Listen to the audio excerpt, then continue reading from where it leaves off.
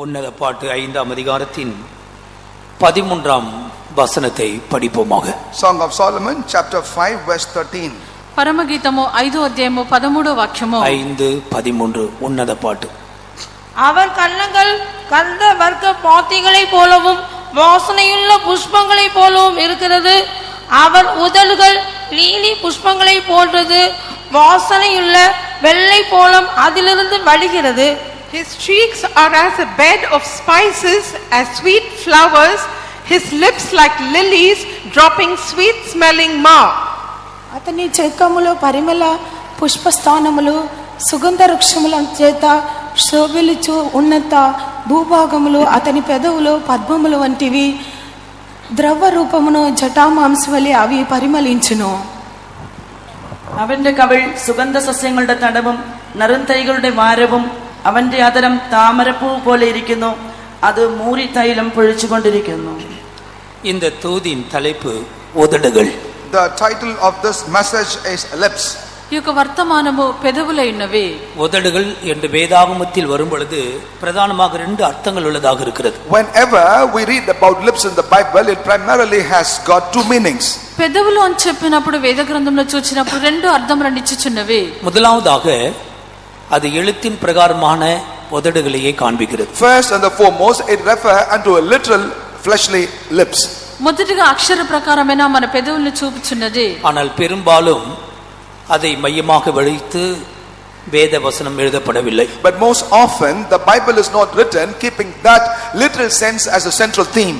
అయితే వేద గ్రంథమందు దీనిని ప్రాముఖ్యతనిచ్చే ఒక వాక్యం రాయబడలేదు. இதன் உண்மையான அர்த்தம், உதடுகளை குறித்து உண்மையான அர்த்தம் பாஷைகள், சம்பாஷணைகள், பேச்சுகள் போன்றதாகவே இருக்கிறது.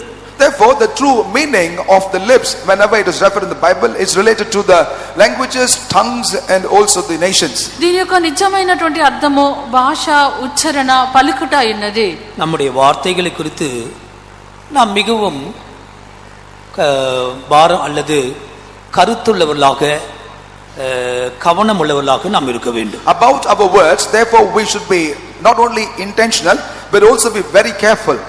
మన యొక్క మాటలను గురించి మనం మిక్కిలి జాగ్రత్తగాను హెచ్చరిక కలిగినటువంటి వారంగా ఉండవలెను. ஐஸ்வர்யவான் லாசரு குறித்ததான அந்த சரித்திரத்திலே பாதாளத்திலே இந்த ஐஸ்வர்யவான் வேதப்படும் பொழுது, வேதனைப்படும் பொழுது முதலாவது பாதிக்கப்பட்ட ஒரு உறுப்பு அவனுடைய நாவு. As we read about the history of the rich man and Lazarus, when we read further about them, when that rich man was suffering in the hell, the first part of the body that suffered was the lip.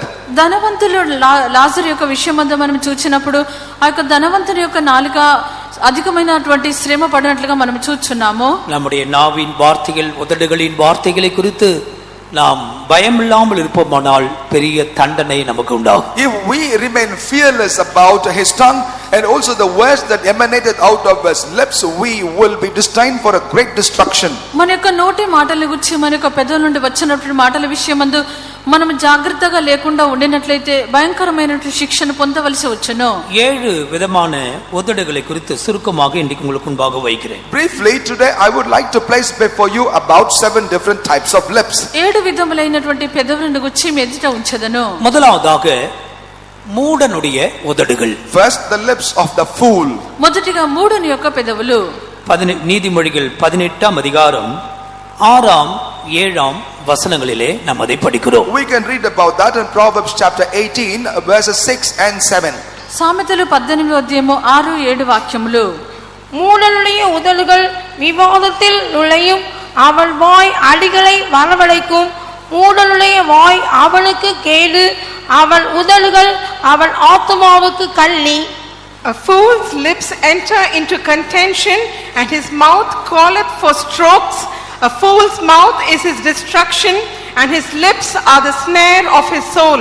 மூடன் என்ற இந்த வார்த்தைக்கு சில மொழிபெயர்ப்புகளிலே self confident, அதாவது சுய நம்பிக்கை உள்ளவன் என்று சொல்லப்பட்டிருக்கிறது. For the word fool meant here has got some interpretations in some languages, and he is called as a self confident person. ఈ యొక్క బుద్ధిహీనుడు లేక మూఢుడు అని చెప్పినప్పుడు కొన్ని విషయములు చూచినప్పుడు అతడు తన మీదనే నమ్మకం కలిగినటువంటి వాడు. ஒரு மூடன் தனக்கு தகாத விவாதத்திலே தலையிடுகிறான். A fool is the one who enter into contention that does not belong to him. ఒక బుద్ధిహీనుడు తనకు అనవసరమైనటువంటి కలహమునందు అతడు జోక్యం చేసుకొనును. அவனுடைய வாய் அவனுக்கு அடிகளை வாங்கி கொடுப்போமாம், அவன் அடிபடுவான். And that is the reason why his mouth calleth or earneth for him strokes. తన యొక్క నోటిని బట్టి అతడు దెబ్బలు తినిచున్నాడు.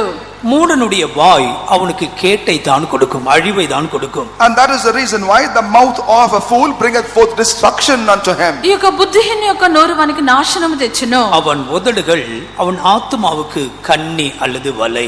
And his lips therefore are a snare unto his soul. వాని యొక్క పెదవులు వాని ప్రాణమునకు ఉరి తెచ్చును.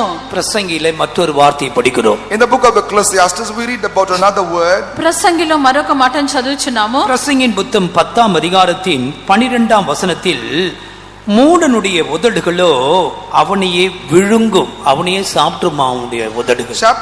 Chapter 10 verse 12, there we read that the lips of the fool will swallow up himself. 10వ అధ్యాయము 12వ వాక్యమందు బుద్ధిహీనుని నోరు వాననే మృంగివేయును.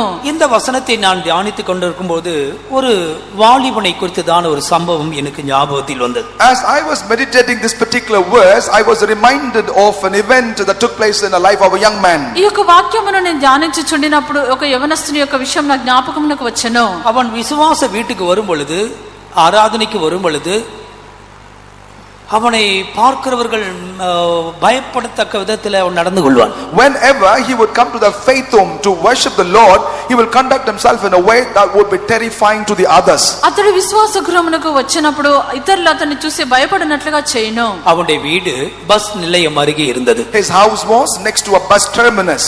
ఆ యొక్క విల్లును ఒక స్థలములో ఉంటును. விசுவாச வீட்டில் மிரட்டுவது போல அங்க போய் பஸ் நிலையத்தண்டையில யாராவது மிரட்டுவான்னு நினைக்கிறேன். I think as he would be intimidating some people in the faith home, he perhaps also attempted to intimidate somebody near the bus terminus. ఆ యొక్క విశ్వాస గృహంలో ఇతరులను బెదిరించినట్లుగా వారు రెండు స్థలంలో కూడా ఇతరుల్ని బెదిరించిన అనుకొనిచున్నాను. விசுவாச வீட்டில் மௌனமா இருப்பார்கள், பஸ் நிலையத்தில் மௌனமா இருக்க மாட்டார்களே. எனவே 4 பேர் சேர்ந்து நன்றாக அடித்து புடைத்து அவனை நொண்ட வைத்து அனுப்புவார்கள். In the faith home people will remain silent, but that's not how in the bus stand people will behave. Therefore one day I imagine he was beaten so profusely and as a result he had to limp subsequently. విశ్వాస గృహం నందు అందరూ మౌనముగా ఊరుకుండెదరు, అయితే బయటి స్థలం నందు ఎవరు కూడా ఊరుకుండరు, అతన్ని బాగా కొట్టి పంపించెదరు. அவன் நொண்டி விசுவாச வீட்டுக்கு ஜெபிக்க வரும்போது அவன் சொல்வான், அவனுக்கு ஒரு ஒரு ஒரு அடிக்கடி சொல்லுகிறது கீழே விழுந்துட்டு ஆக்சிடென்ட் ஆயிடுச்சு.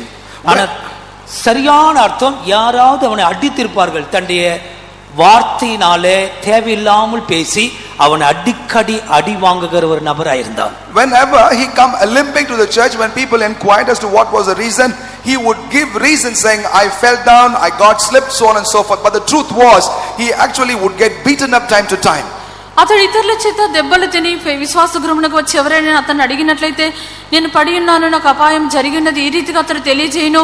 అయితే ఈ రీతిగా జరుగుటకు అతడు దెబ్బలు తింటకు అతను మా యొక్క నోటి మాటలే. இந்த வருஷத்துல தேவையில்லாம பேசி அடி வாங்கினவங்க எத்தனை பேரோ நீங்களே எடுத்துக்கொள்ளுங்க. தேவையில்லாம அடி வாங்கினவங்க, தேவையில்லாம பேசி அடிபட்டவர்கள். I do not know as to how many of you are here that had got involved into unwanted contentions and received the beatings. ఈ యొక్క సంవత్సరమందు అనవసరంగా మాట్లాడి దెబ్బలు తిన్నవారు ఎంతమందో మీరే తెలుసుకొనుడి.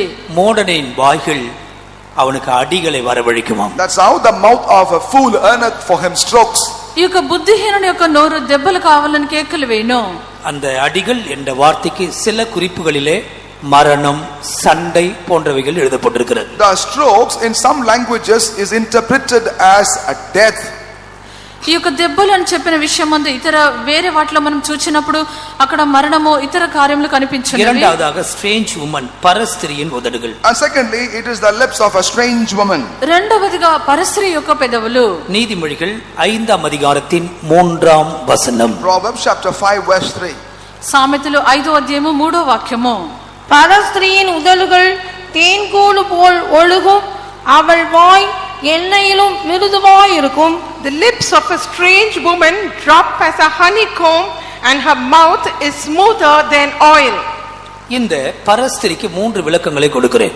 For this strange woman I give you three ఈ యొక్క explanations. జారస్త్రీకి 3 అర్థములను ఇచ్చెదను. எழுத்தின் பிரகாரமாக immoral, ஒழுங்கினமாக நடக்கிற சகோதரர்கள் சகோதரிகள். Literally, they are brothers and sisters who lead an immoral life.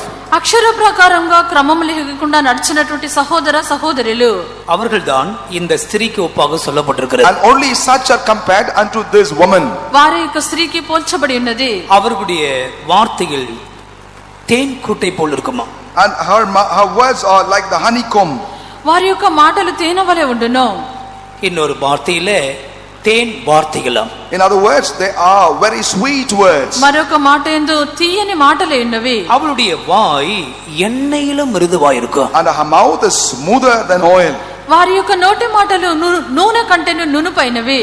ஒழுக்கக்கேடான முறை தவறிய வாழ்க்கை வாழ்கிற எந்த ஒரு நபரா இருந்தாலும் அவருடைய வார்த்தைகள் இப்படி இருக்கும் என்று திருவசனம் சொல்லுகிறது. The Bible says here, the Holy Scripture says here, whoever is leading a life that is immoral and disorderly, his words could be like smoother than the oil. క్రమము లేనటువంటి పద్ధతి లేనటువంటి వారి యొక్క జీవితము ఉండినటువంటి వారి యొక్క మాటలు ఇలాగుండును. அந்த முடிவு எப்படி இருக்குமாம்? But as to how shall the end thereof be? దాని యొక్క అంతం ఎలాగుండును? எட்டியை போல கசப்பாக இருக்கும். And that will be bitter like a wormwood. దాని యొక్క అంతం చూచినప్పుడు ముసిరి పండంత చేదై ఉన్నది. முறை தவறி வாழ்கிறவர்களுடைய முடிவு கசப்பான முடிவு. And the end of those people that are leading a disorderly life will have a very bitter end. క్రమమును తప్పి జీవించే వారి యొక్క జీవితము అంతమంత చేదుగా ఉండును. இரண்டாவது அந்த முடிவு இருபுறம் கருக்குள்ள பட்டயம் போல கூர்மையாக இருக்குமாம். And secondly, also the end of that kind would be sharp as a two-edged sword. రెండవదిగా వారి యొక్క అంతము రెండంచుల గల కత్తి అంత పదును గలది. அதுதான் மரண வேதனை. And that is the pain unto death. అది మరణ వేదన ఉన్నది. அது ஒரு இயற்கையானது அல்ல. That is not natural. అది సహజమైనది కాదు. தாங்கள் முறை தவறி வாழ்ந்ததனால் என்றைக்கும் எரிகிற அக்கினிக்கு கடலுக்கு போகிறோமே என்ற ஒரு வேதனை தான் அங்கு சொல்லப்பட்ட இருபுறமும் கருக்குள்ள பட்டயத்தின் வேதனை. And the pain of a two-edged sword meant there is the torment that one will be thinking about. They're going to enter into a hellfire that is quenched not.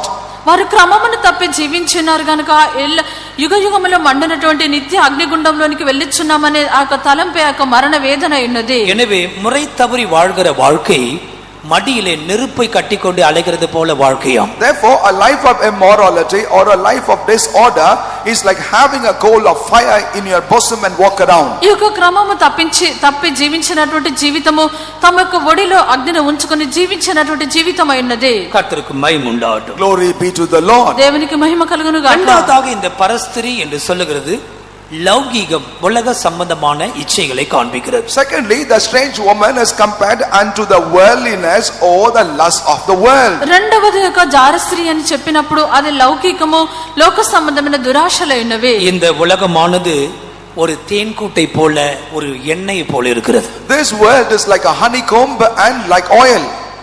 ఈ యొక్క లోకం అన్నది నూనె వలెను ఈ యొక్క తేనె వలెను కనిపించున్నది. வாலிபர்களை உலகம் அழைக்கிறது. And the youths are invited by the world. ఈ యొక్క యవనస్తులను లోకము మృంగుచున్నది. ஒரு மனுஷன் இந்த உலகத்தை சிநேகித்து பின்னால் போவான் என்றால் அவன் கிறிஸ்துவுக்கு பகைஞனாகவே மாறி விடுகிறான். If a person would love the world and go after it, then he becomes an enemy unto Christ himself.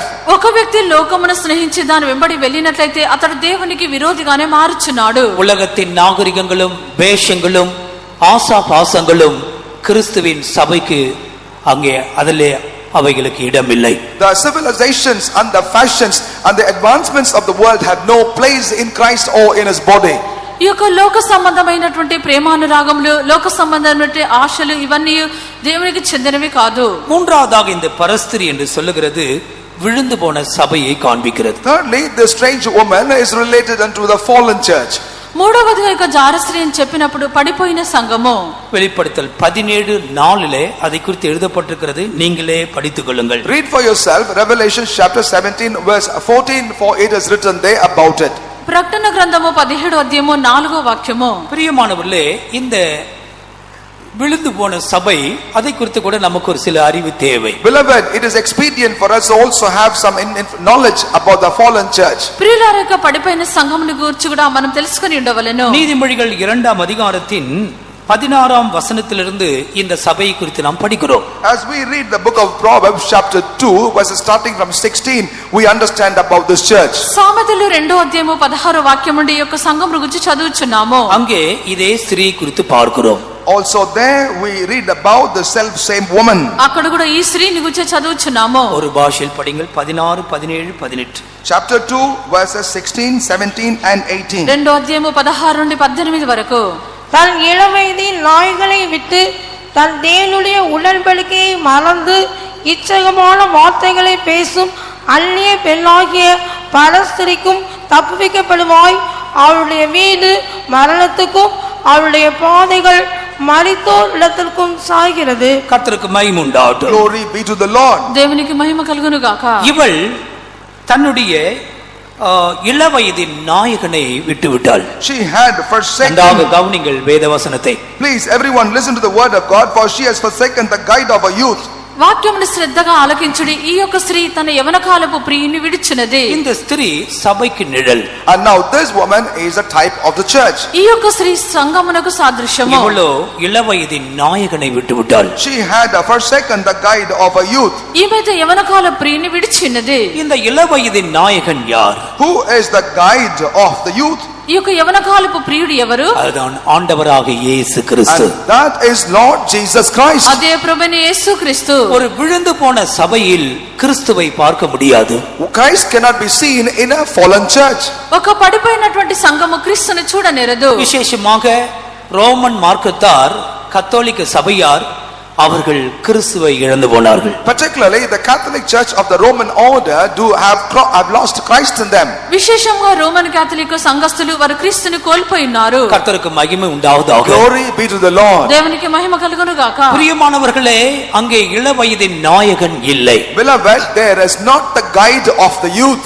ప్రియులారా, అక్కడ యవన కాలపు ప్రియుడు లేరు. இரண்டாவதாக தேவனுடைய உடன்படிக்கை அங்கே மறந்து போனார்கள். Secondly, they also have forsaken the covenants of God. రెండవదిగా తన యొక్క దేవుని నిబంధన మర్చినది. அங்கே உடன்படிக்கை என்று சொல்லுகிறது உபதேசத்தோடு சம்பந்தப்பட்ட ஒரு விஷயம். The covenants mentioned there relate unto the matters of the doctrine. అక్కడ నిబంధన అని చెప్పినప్పుడు ఉపదేశములకు సంబంధించినది. விழுந்து போன சபையில் உண்மையான உபதேசத்தை உங்களால் பார்க்க முடியாது. In the fallen church, one cannot see the true doctrines. పడిపోయినటువంటి సంఘమునందు నిజమైనటువంటి ఉపదేశమును చూడలేము. இளவயதின் நாயகனை விட்டுவிட்டார்கள், அப்போஸ்தல உபதேசத்தையும் அவர்கள் விட்டுவிட்டார்கள். They have forsaken the guide of the youth and also have forsaken the doctrines of the apostles. తమ యొక్క యవన కాలపు ప్రియుని విడిచినారు, అపొస్తలుల యొక్క ఉపదేశమును కూడా వారు మరిచినారు. ஆனால் இப்பொழுதோ அவர்கள் இச்சகமான வார்த்தைகளை பேசுகிறார்கள். But now they are speaking words that are insightful.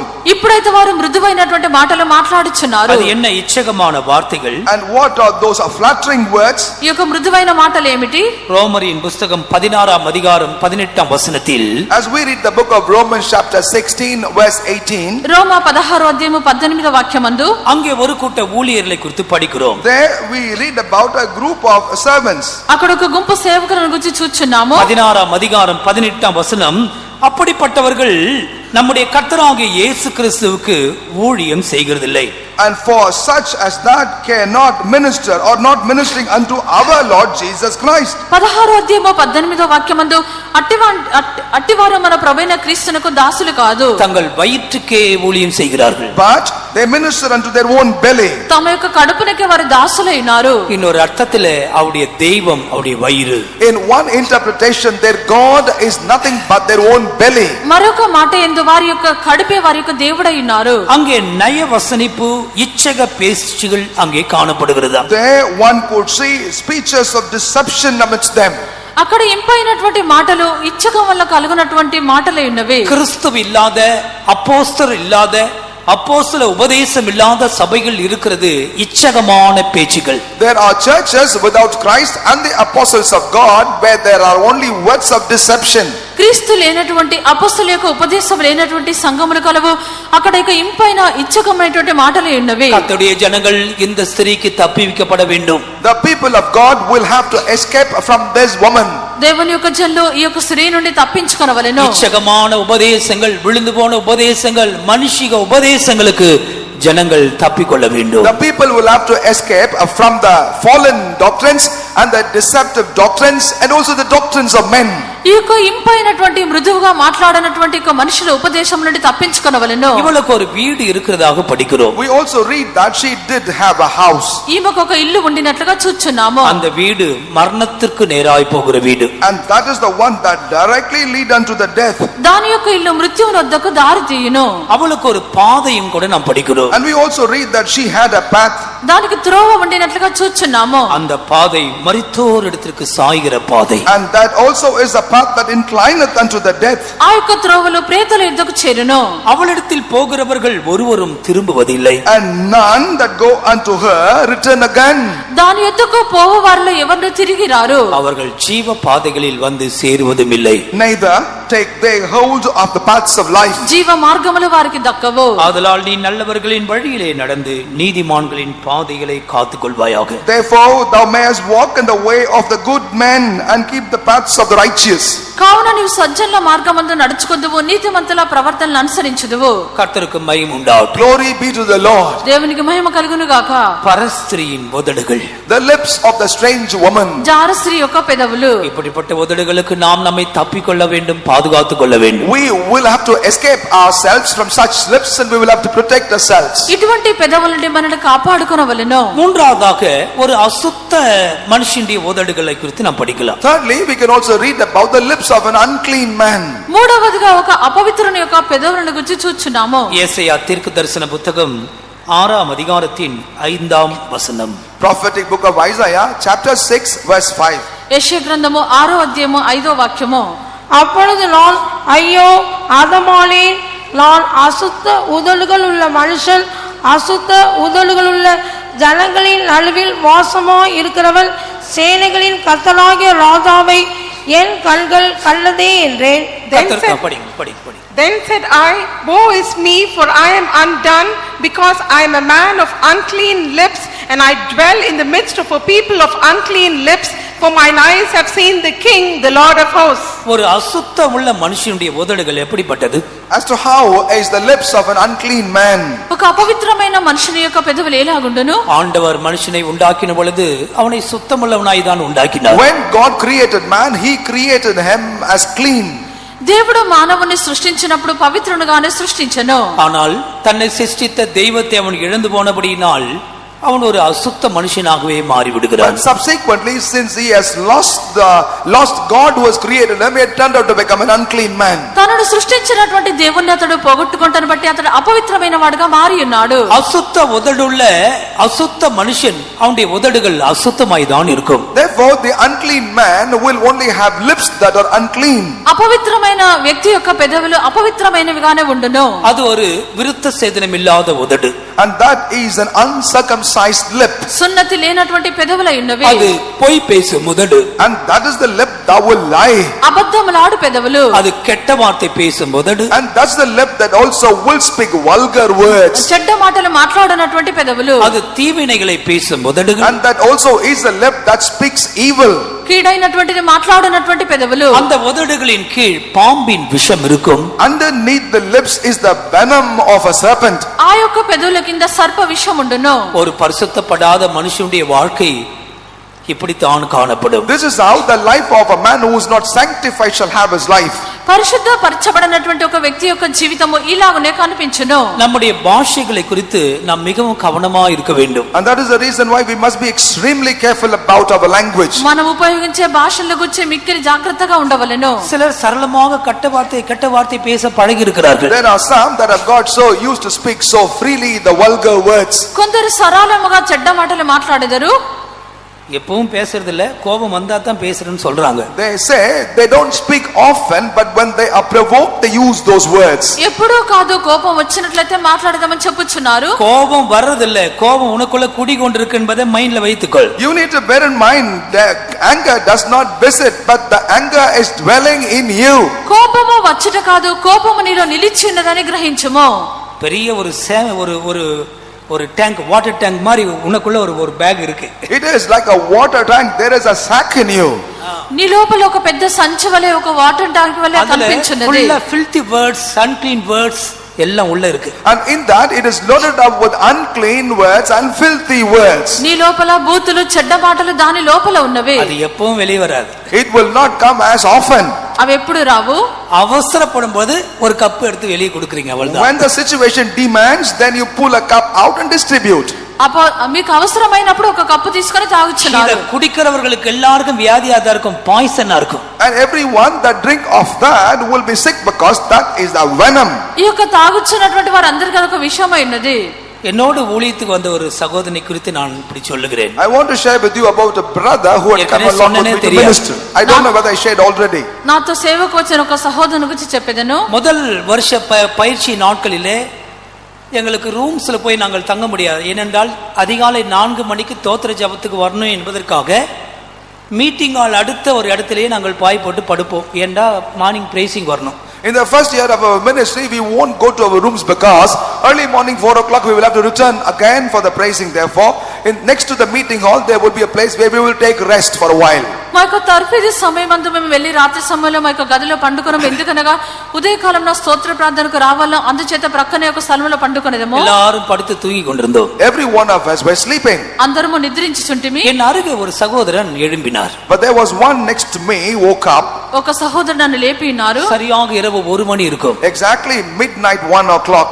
రాత్రి సమయం అది 1 గంట ఉన్నది. దూరமாக సహోదరిமார்கள் அங்கே அவங்களுக்கு பிரேயர் நடந்து கொண்டிருந்தது. And far away there was the sisters quarters and there was a prayer chain in progress.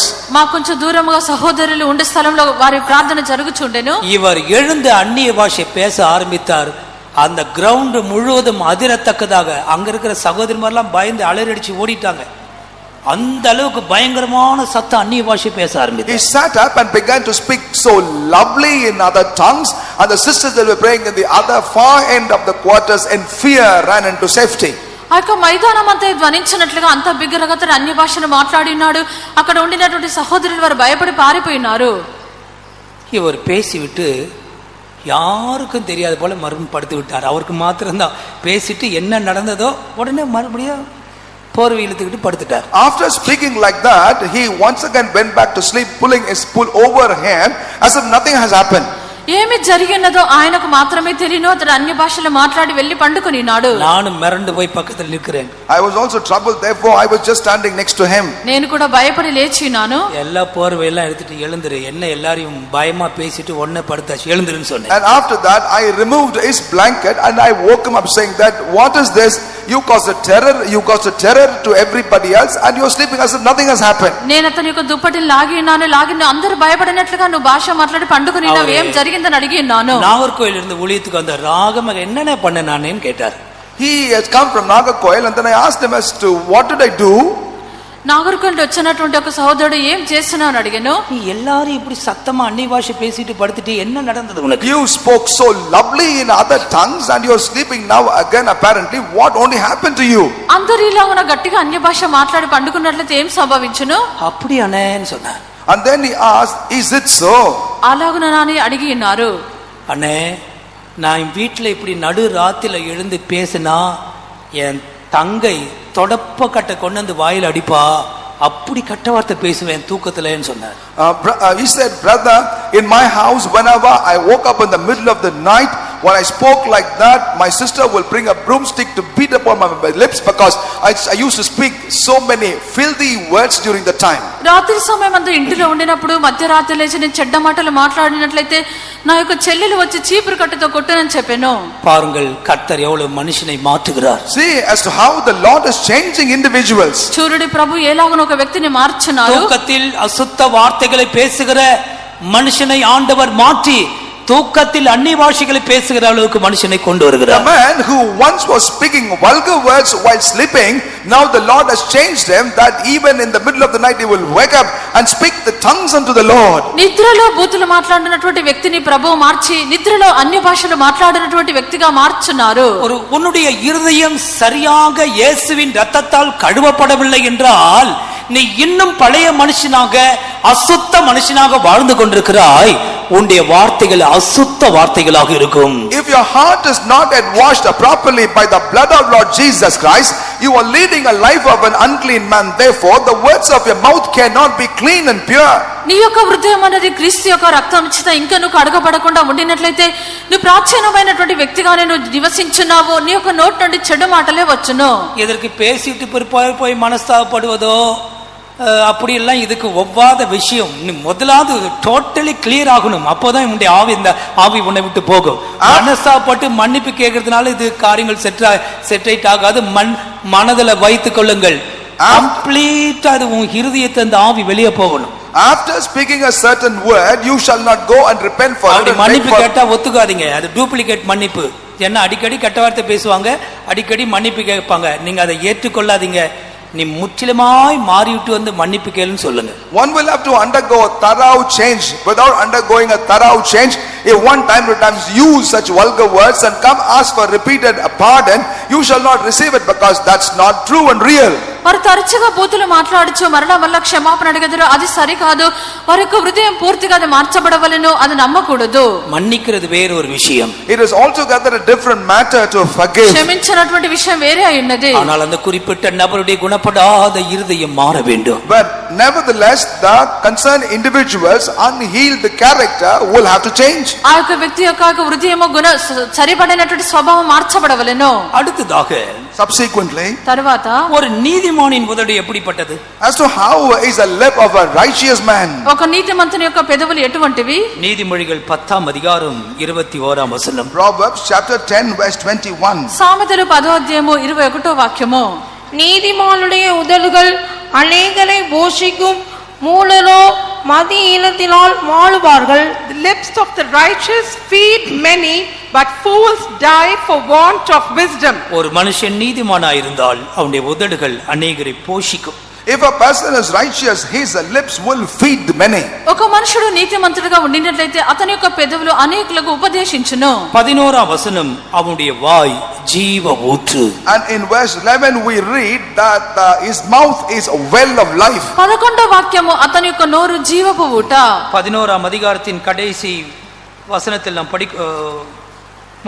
10ஆம் அதிகாரத்தின் கடைசி வசனத்திலே நீதிமானுடைய உதடுகள் பிரியமானவைகளை பேச அறியும். In chapter 10 verse 32 we read, the lips of the righteous know what is acceptable. 10వ అధ్యాయం 32వ వాక్యమందు నీతిమంతుని పెదవులు ఉపయుక్తములైన సంగతులు పలుకును. நம்முடைய வார்த்தைகள் அநேகருக்கு ஆகாரமாய் மாற வேண்டும். Therefore our words will have to become a food for many.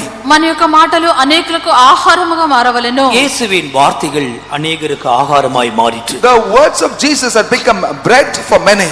యేసు యొక్క మాటలు అనేకులకు ఆహారముగా మారి ఉన్నవి. எனவேதான் இந்த உதடுகள் அநேகரை போஷிக்கிறது. And that is the reason why these lips feed many. అందుచేతని యొక్క పెదవులు అనేకులను పోషించున్నవి. மகிமையானவைகளை விசேஷமானவைகளை நாம் பேசுவோமாக. We therefore shall speak glorious and exceedingly great things. మహిమ కలిగినటువంటివి శ్రేష్టమైనటువంటి మాటలు మనం మాట్లాడేదము. ஒரு ஆசாரியனின் உதடை குறித்து மல்கியாவிலே நாம் படிக்கிறோம். We read about the lips of a priest in the book of Malachi. ఒక యాజకుని యొక్క పెదవులను గురించి మలాకీలో చదువుచున్నాము. மல்கியா 2ஆம் அதிகாரம் 7ஆம் வசனம். Malachi chapter 2 verse 7. మలాకీ 2వ అధ్యాయం 7వ వాక్యము. ஆசாரியனுடைய உதடுகள் அறிவை காக்க வேண்டும், வேதத்தை அவள் வாயிலே தேடுவார்களே, அவள் சேனைகளுடைய கர்த்தரின் தூதன். The priest's lips should keep knowledge, and they should seek the law at his mouth, for he is the messenger of the Lord of hosts. பரிசுத்தாவின் அபிஷேகத்தினால் நாம் தான் ஆசாரியர்களாக மாறி இருக்கிறோம். And it is by the anointing of the Holy Spirit we have become priests. పరిశుద్ధాత్మ అభిషేకమును బట్టి మనమే యాజకులుగా మారి ఉన్నాము. நம்முடைய உதடுகள் அறிவை காக்க வேண்டும். Therefore our lips will have to keep knowledge. మన యొక్క పెదవులు జ్ఞానమును బట్టి బోధింపవలెను. 6ஆம் வசனம் சத்திய வேதம் அவன் வாயில் இருந்தது. In verse 6 the law of the truth was in his mouth. 6వ వాక్యమందు ధర్మశాస్త్రము వారి యొక్క పెదవుల యందు அவனுடைய ఉండెను. உதடுகளிலே அநியாயம் காணப்படவில்லை. And iniquity was not found in his lips. వారి యొక్క పెదవుల యందు అన్యాయము దోషము కనిపించలేదు. பிரியமானவர்களே, பரிசுத்தாவினால் நாம் ராஜாக்களும் ஆசாரியருமாய் மாறி இருக்கிறோம். Beloved, it is only by means of the Holy Spirit who have become priests and kings. ప్రియులారా, మనం పరిశుద్ధాత్మను బట్టి రాజులుగాను యాజకులుగాను మారి ఉన్నాము. ஒரு ஆசாரியனின் பிரதான தொழில் அவன் திருவசனத்தை சட்ட புத்தகத்தை போதிக்கிறதான தொழில். The very premier responsibility of a priest is to preach the law and speak the covenant truths. ఒక యాజకుని యొక్క వృత్తి ఏదనగా అతడు ధర్మశాస్త్రం యొక్క విధులను నేర్పించవలెను. உபாகமம் 33:10 அதை நாம் படிக்கிறோம். We can read about that in Deuteronomy chapter 33 verse 10. ద్వితీయోపదేశ కాండము 33వ అధ్యాయము 10వ వాక్యము. அவர்கள் யாக்கோப்புக்கு உம்முடைய நியாயங்களை போதிப்பார்கள். And they shall teach unto Jacob your commands. యాకోబునకు విధులను నేర్పించెదరు. இஸ்ரவேலுக்கு உம்முடைய பிரமாணத்தை போதித்து And your law shall they teach unto Israel. ఇశ్రాయేలుకు నీ ధర్మశాస్త్రం నేర్పుదురు. படுதான் தூபவர்க்கம் தகன பலிகளை குறித்து சொல்லப்பட்டிருக்கிறது. And then it is mentioned about the sweet smell, frankincense, and also about the burnt offerings. దాని పిమ్మట ధూపమును సర్వాంగ బలి గురించి చెప్పబడెను. நம்முடைய உதடுகளிலே சத்திய வேதம் இருக்க வேண்டும். Therefore in our lips shall be the truth. మన యొక్క పెదవులందు సత్యం ఉండవలెను. கர்த்தருக்கு மகிமை உண்டாகட்டும். Glory be to the Lord. దేవునికి మహిమ కలుగును గాక. அநேகரை பலப்படுத்தக்கூடிய தைரியப்படுத்தக்கூடிய திரு வார்த்தைகள் நம்முடைய வாயில் இருக்கட்டும். We let the sanctified words be in our lips, which will encourage many and strengthen many others. అనేకులను ధైర్యపరచినటువంటి పవిత్రమైన సత్యమైన మాటలు మనకు ఉండవలెను. ஆறாவதாக மணவாட்டியின் உதடுகள். Sixthly, we read about the lips of the bride. ఆరవదిగా పెళ్లి కుమార్తె యొక్క పెదవులు. உன்னத பாட்டின் புஸ்தகத்திலே கிறிஸ்துவின் மணவாட்டியின் உதடுகளை குறித்து ஆங்காங்கு சில சத்தியங்கள் எழுதப்பட்டிருக்கிறது. In the Song of Solomon, here and there are certain truths that are mentioned about the lips of the bride of Christ. పరమగీతమనందు క్రీస్తు యొక్క పెళ్లి కుమార్తె యొక్క పెదవులను గురించి పలు స్థలములో వ్రాయబడి ఉన్నది. சபையில் இருக்கிற தேவ ஜனங்களுடைய உதடுகள் வாய் எப்படி இருக்க வேண்டும்? As to how therefore shall be the mouth or the lips of the people of God of the church. సంఘములో ఉండనటువంటి దేవుని జనుల యొక్క పెదవులు ఎలా ఉండవలెను? உன்னத பாட்டின் 4ஆம் அதிகாரம் 3ஆம் வசனம். Song of Solomon chapter 4 verse 3. పరమగీతము 4వ అధ్యాయం 3వ వాక్యము. உன் உதடுகள் சிவப்பு நூலுக்கு சமானமும் உன் வாக்கு இன்பமுமாய் இருக்கிறது. போதும். Thy lips are like a thread of scarlet, and thy speech is comely. கர்த்தருக்கு மகிமை உண்டாகட்டும். Glory be to the Lord. దేవునికి మహిమ కలుగును గాక. இந்த வசனம் கிறிஸ்துவின் மணவாட்டியை குறித்து பேசுகிறது. Now this particular verse speaks about the bride of Christ. ఈ యొక్క వాక్యము క్రీస్తు యొక్క పెళ్లి కుమార్తెను గురించి கர்த்தருடைய చెప్పుచున్నది. வருகையிலே எடுத்துக்கொள்ளப்படுகிறதை குறித்து பேசுகிறது. It speaks about them that will be caught up at the coming of the Lord. ప్రభురాకడలో ఎత్తబడువాని గురించి చెప్పుచున్నది.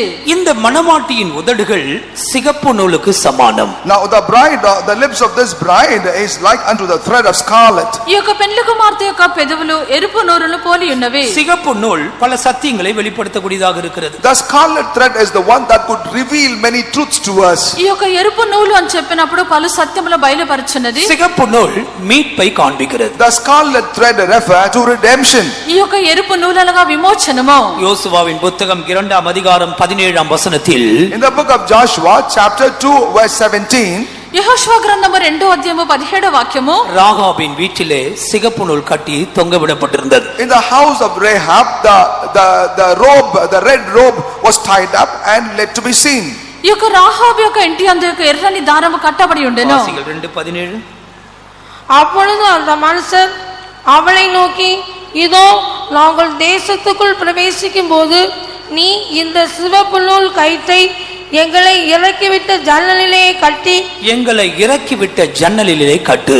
You shall tie this up in the window through which you let us down. 18వ వాక్యము, నీవు మమ్మను దించిన ఈ కిటికీకి ఎర్రని దారమును కట్టి. சிகப்பு நூல் இந்த இடத்துல மீட்பை காண்பிக்கிறது. Here the scarlet robe refer unto redemption. ఈ యొక్క ఎర్రని దారం ఇక్కడ విమోచనమైనది. இயேசு கிறிஸ்து தன்னுடைய விலையேறப்பெற்ற இரத்தத்தை சிந்தி நம்மை மீட்டுக் கொண்டார். Lord Jesus, having shed his precious blood, hath redeemed us. యేసుక్రీస్తు తన యొక్క అమూల్యమైన రక్తమును చిందించి మనల్ని విమోచించినారు. நம்முடைய వార్తகள் மீட்பு அடைந்தவனுடைய வார்த்தையாக இருக்க வேண்டும். Therefore our words shall be with the one that hath been redeemed. మన యొక్క మాటలు ఇతరులకు విమోచనం ఇచ్చినవిగా ఉండవలెను. சங்கீதக்காரன் பாடும் பொழுது இப்படி சொல்லுகிறான். When the psalmist was singing, this is how he says. కీర్తనకర్త పాడనప్పుడు ఇలాగనే చెప్పెను. 71ஆம் சங்கீதம் 23ஆம் வசனத்தில் Psalm 71 verse 23. 71వ కీర్తన 23వ వాక్యమందు, நான் பாடும் பொழுது என் உதடுகளும் நீர் மீட்டுக்கொண்ட ஆத்துமாவும் கெம்பீரித்து மகிழும். My lips shall greatly rejoice when I sing unto thee, and my soul which thou hast redeemed. నేను నిన్ను కీర్తించినప్పుడు నా పెదవులను నీ విమోచించిన నా ప్రాణమును నిన్ను గురించి ఉత్సాహధ్వని చేయును. கர்த்தருக்கு மகிமை உண்டு. வாசிங்களா அந்த வசனத்தை. நான் பாடும்போது என் உதடுகளும் நீ மீட்டுக்கொண்ட என் ஆத்துமாவும் கெம்பீரித்து மகிழும். My lips shall greatly rejoice when I sing unto thee, and my soul which thou hast redeemed. தெய்வத்திற்கு மகிமை உண்டாகும். Glory be to the Lord. దేవునికి మహిమ కలుగును గాక. இது மீட்கப்பட்ட உதடுகளை காண்பிக்கிறது. Now this refer thus unto the redeemed lips. విమోచింపబడిన పెదవులు ఉన్నవి. நம்முடைய உதடுகள் சிகப்பு நூலுக்கு சமானமாக இருக்க வேண்டும். Our lips therefore shall be likened unto the scarlet robe. మన యొక్క పెదవుల యొక్క ఎర్రని దారమునకు సమముగా ఉండవలెను. இந்த சிகப்பு நூல் ராஜரிகத்தையும் காண்பிக்கிறது. Now the scarlet thread also relate unto dominion. ఈ యొక్క ఎరుపు నూలు అని చెప్పినప్పుడు అది ఏలుబడిని కూడా చూపుచున్నది. நீங்கள் ஆசரிப்பு கூடாரத்தை படிக்கும் பொழுது As you read about the tabernacle, ఈ యొక్క ప్రత్యక్షపు గుడారము గురించి చదివినప్పుడు அங்கே இருந்ததான தொங்குதிரைகள் ஏபோத்து போன்றவைகள் சிகப்பு நூலும் அதிலே கலந்திருந்தது. and there also we read about the veils and also about the ephod. There it is mixed with the scarlet thread. అక్కడ ఉండినటువంటి ఏఫోదునందును వ్రేలాడినటువంటి యొక్క తెరలయందును ఎరుపు నూలు ఉంచబడి ఉన్నది. ஆசரிப்பு கூடாரம் தேவ பிரசன்னத்தை காண்பிக்கிறது. The tabernacle refer unto the presence of God. ప్రత్యక్షపు యొక్క గుడారము దేవుని యొక్క ప్రసన్నతను చూపుచున్నది. தேவ பிள்ளையே, நம்முடைய உதடுகள் சிகப்பு நூலுக்கு சமானம் என்றால் என்ன அர்த்தம்? Child of God, when it is said that our lips are like the scarlet thread, what does that mean? దేవుని యొక్క బిడ్డ మన యొక్క పెదవులు ఎర్రని దారమునకు సమం అని చెప్పినప్పుడు అర్థం ఏమిటి? ஒரு பகுதியிலே மீட்பு அடைந்த வார்த்தைகளை பேசுகிறோம். நம்முடைய வார்த்தைகளிலே மீட்பில்லாத ரட்சிக்கப்படாத வார்த்தைகள் இல்லை, அது மீட்புள்ள வார்த்தைகளாக இருக்கிறது. In one aspect we only speaks about the words that of redemption. The words that comes out of our mouth shall not have anything but only words of redemption. ఒక భాగమునందు మన యొక్క పెదవులందు విమోచనం ఇచ్చినటువంటి మాటలు కనిపించినవి, దానికి విరోధమైన ఏవీ లేవు. இரண்டாவது, இந்த சிகப்பு நூல் தெய்வத்தின் ராஜரிகத்தை காண்பிக்கிறது, தெய்வத்தின் மகத்துவங்களை காண்பிக்கிறது. Secondly, the scarlet thread refer unto the dominion of God and the greatness of God in us. రెండవదిగా దేవుని యొక్క మహత్యమును దేవుని యొక్క పరిపాలన చూపుచున్నది. இயேசு கிறிஸ்துவுக்கு ஒரு சிகப்பான வஸ்திரத்தை தரித்து கொண்டு வந்து ராஜாவாக அவர்கள் நிறுத்தினார்கள். Upon Lord Jesus Christ they also put a scarlet robe and brought him, made him stand before them as a king. యేసుక్రీస్తుకు ఎర్రని వస్త్రమును ధరింపజేసి అతన్ని రాజుగా నిలిపి ఉన్నారు. அது அதிகாரமுள்ள வார்த்தையை காண்பிக்கிறது. And that only shows that he had the words of authority. అని అధికారము గల రాజు అయినారు. மணவாட்டியின் வார்த்தை சிகப்பு நூலுக்கு சமானம். The words of the bride is thus referred unto the scarlet thread. ఈ యొక్క పెండ్లి కుమార్తె యొక్క మాటలు ఎరుపు నూలును పోలి ఉన్నవి. உன்னத பாட்டு 4ஆம் அதிகாரத்தின் 11ஆம் வசனத்தை படிக்கும் பொழுது, As we come to Song of Solomon chapter 4 verse 14, పరమగీతము 4వ అధ్యాయము 11వ వాక్యమందు 11 4:11 4:11 என் மனமொழியே உன் உதடுகளில் இருந்து தேன் ஒழுகுகிறது, உன் நாவின் கீழ் தேனும் பாலும் இருக்கிறது. போதும். Thy lips, O my spouse, drop as an honeycomb. Honey and milk are under thy tongue. கர்த்தருக்கு மகிமை உண்டாகட்டும். Glory be to the Lord. దేవునికి మహిమ కలుగును గాక. இங்கே இவளின் உதடுகளில் இருந்து பாலும் தேனும் ஒழுகுகிறதாம். Here from her lips both honey and milk drop. ఈమె యొక్క పెదవుల నుండి మధుర క్షీరములు కలవు. தேனும் பாலும் எதை காண்பிக்கிறது? What does both milk and honey refer to? ఈ యొక్క మధుర క్షీరములు అనగా ఏమై ఉన్నది? இது கானான் தேசத்தின் அனுபவம். This is the experience of the land of Canaan. ఇది కానాను దేశం యొక్క అనుభవమై ఉన్నది. நீங்கள் யாத்திராமத்தில் அதை நீங்கள் படிக்கலாம். We can read about that in the book of Exodus. నిర్గమకాండంలో దీన్ని చదవగలము. 3ஆம் அதிகாரம் 8ஆம் வசனத்திலே நாம் அதை படிக்கிறோம். We can read about that in chapter 3 verse 8. 3వ అధ్యాయము 8వ వాక్యము. உதடுகளிலே பாலும் தேனும் ஓடுகிறது என்றால் என்ன அர்த்தம்? When it is said from the lips both the honey and milk drop, what does that mean? పెదవుల యందు ఈ యొక్క తేనె పాలు ఒలుగుచున్నవనగా అర్థం ఏమిటి? கானான் தேசத்தை குறித்து தான் ஒரு வெளிப்படுத்தல் நமக்கு தேவை. அதை குறித்து நாம் பேச வேண்டும். We need to have a revelation about the land of Canaan and we need to be speaking about that. కనాను దేశంలో గుచ్చిన ప్రకటన మనకు అవసరమైనది, దాని గురించి మనం మాట్లాడవలెను. எனவேதான் மேலானவைகளையே நாடுங்கள், மேலானவைகளை தேடுங்கள் என்று கொலோசிய சபையாருக்கு பரிசுத்த பவுல் நிருபம் எழுதுகிறார். And that is the reason why unto the church of Colossae Paul wrote his epistle saying that therefore seek things that are above and set your affection on things that are above. అందుచేతనే పరిశుద్ధ పౌలు కొలస్సీలకు పత్రిక రాయనప్పుడు పైనున్న వాటిని మీరు వెదుకుడి, పైనున్న వాటి మీద మీ మనసు ఉంచుడని చెప్పెను. சியோனை குறித்து பேசுங்கள், எருசலேமை குறித்து பேசுங்கள், மகா ராஜாவாகிய இயேசுவை குறித்து பேசுங்கள். பாலும் தேனும் அந்த நாவில் இருந்து ஒழுகட்டும். Speak about Zion, speak about Jerusalem, speak about Lord Jesus Christ. Thus from thy lips the honey and milk shall drop.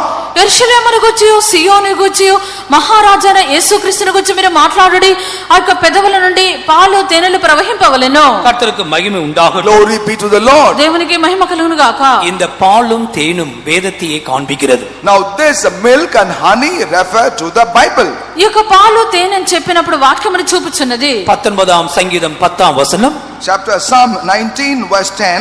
19వ కీర్తన 10వ వాక్యము, 1 பேதுரு 2 அதிகாரம் 3 வசனம், First Peter chapter 2 verse 3. 1 పేతురు 2వ అధ్యాయం 3వ వాక్యము, உதடுகளிலே பாலும் தேனும் ஒழுகட்டும். May from the lips honey and milk drop. పెదవులందు తేనెయు పాలను పోలుకవలెను. சிலருக்கு இது ரெண்டு தவிர எல்லாமே இருக்கும். So for some, except these two, they will have all the rest. కొందరికి ఇవి రెండు తప్ప మిగతావన్నీ ఉండును. கர்த்தருடைய வருகைக்கு போக ஆயத்தமா இருக்கிறவர்களே, பாலும் தேனும் நாவிலிருந்து ஒழுகட்டும். Ye that are ready, therefore from your lips shall honey and milk spill.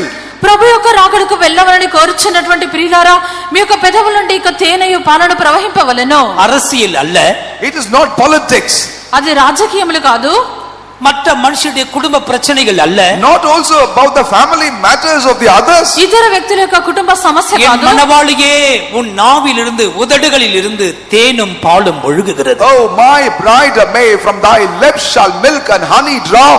నా యొక్క ప్రాణేశ్వరి నీ యొక్క పెదవుల నుండి మధుర క్షీరములు ఒలకవలెను. நம்முடைய பாஷைகளை சீர்தூக்கி பார்ப்போமாக. Therefore let us evaluate and weigh our words. మన యొక్క మాటలు మనం పరీక్షించుకొనిదము. நாம் பேசுகிற வீணான வார்த்தைகளுக்கு ஒரு நாள் கணக்கு ஒப்புவிக்க For வேண்டும். all the words that we speak, there shall come a day in which we are accountable to them. మనం మాట్లాడుచున్న ప్రతి వ్యర్థమైన మాటకు లెక్క అప్పగించవలెను. கர்த்தருக்கு மகிமை உண்டாகட்டும். Glory be to the Lord. దేవునికి మహిమ కలుగును இந்த గాక. பாலும் தேனும் உதடுகளின் காலை என்று எழுதப்பட்டிருக்கிறது. Now also, this milk and honey also are referred as the oxen of the lips. ఈ యొక్క పాలు తేనెలు అన్నవి మన యొక్క పెదవుల నుండి వచ్చినటువంటి అవి அது ఎద్దుకు పోల్చబడినవి. துதியின் சத்தத்தை And காண்பிக்கிறது. this also does refer unto the shout of praise. ఆ యొక్క స్తోత్రములకు పోల్చబడి ఉన్నది. ஜெப சத்தத்தை That காண்பிக்கிறது. speaks about the shout of prayer. అది ప్రార్థనా శబ్దమై ఉన్నది. கர்த்தருக்கு மகிமை உண்டாகட்டும். Glory be to the Lord. దేవునికి మహిమ కలుగును గాక. கடைசியாக மணவாளனின் உதடை குறித்து சில சத்தியங்களை சொல்லுகிறேன். Finally, let me also share with you about the lips of the bridegroom. ఈ యొక్క పెళ్లి కుమారుని యొక్క పెదవులను గురించి చూచెదము. ஆண்டவராகிய இயேசு நம்முடைய மணவாளனாய் இருக்கிறார். Our Lord Jesus Christ is our groom. ప్రభువైన యేసుక్రీస్తు మన యొక్క పెళ్లి కుమారుడు. 45 சங்கீதம் 2 வசனம். Psalm 45 verse 2. 45వ కీర్తన 2వ వాక్యము, எல்லா மனுபுத்திரரிலும் நீர் மகா சௌந்தரியம் உள்ளவர், உம்முடைய உதடுகளில் அருள் பொழிகிறது. ஆகையால் தேவன் உம்மை என்றென்றைக்கும் ஆசீர்வதிக்கிறார். Thou art fairer than the children of men, grace is poured into thy lips, therefore God hath blessed thee forever. இது ஆண்டவராகிய இயேசுவை குறித்து உள்ளப்பட்ட ஒரு தீர்க்க தரிசனம். This is a prophecy concerning our Lord Jesus ఇది Christ. ప్రభువైన యేసుక్రీస్తును గురించిన ప్రవచనమైనది. எல்லா மனு புத்திரரிலும் அவர் மகா சௌந்தரியம் உள்ளவர். He was fairer than all the children of men. నరుల కంటే నీవు అతి సుందరుడవై ఉన్నావు. அவருடைய சுபாவம் தான் அவருடைய அழகு. His character was as a fairness. ఆయన యొక్క స్వభావమే ఆయన సౌందర్యం. அவருடைய பரிசுத்தம் தான் அவருடைய அழகு. His holiness is his comeliness. ఆయన యొక్క పరిశుద్ధత ఆయన సౌందర్యము. கொஞ்ச நேரம் நம் ஆண்டவராகிய இயேசுவை குறித்து தியானிப்போம். Let us meditate for some time about our Lord Jesus. కొంత సమయం ప్రభువైన యేసును గురించి మనం ధ్యానించదము. கர்த்தருக்கு மகிமை உண்டாவதாக. Glory be to the Lord. దేవునికి మహిమ కలుగును గాక. அவருடைய உதடுகளில் இருந்து அருள் பொழிகிறதாம். From his lips pours forth grace.